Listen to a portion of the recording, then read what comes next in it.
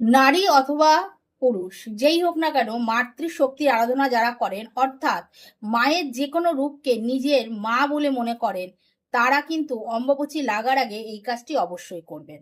দেখুন, অম্বুবাচী চলাকালীন মাতৃশক্তির একটি রূপ কামরূপ কামাখ্যায় কিন্তু বিশেষভাবে পুজো হয় কামাখ্যা মা রূপে।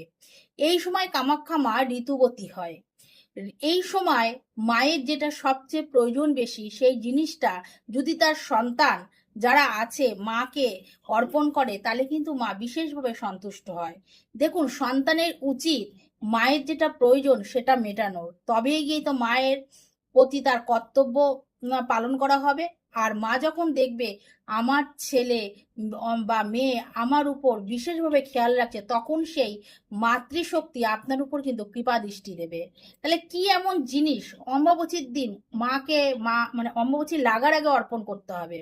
দেখুন, সেই জিনিসটি হলো একটি বস্ত্র। অবশ্য সেটা আপনার সামর্থ্য অনুযায়ী দেবেন।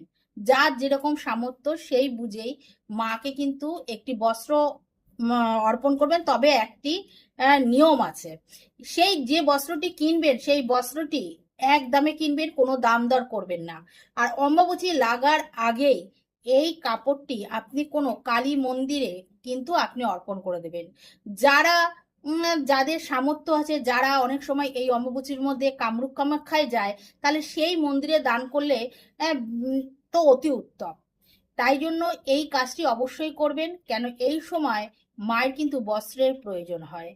তাই জন্য আমরা যারা সন্তান আছি তাদের প্রত্যেকের, যারা মাতৃশক্তি আরাধনা করে তাদেরও, আর যারা মাতৃশক্তি আরাধনা করে তা করে না, বা মাতৃশক্তি বা শক্তিমন্ত্রের দীক্ষিত নয়, তাদেরও উচিত মাকে একটি বস্ত্র অর্পণ করা।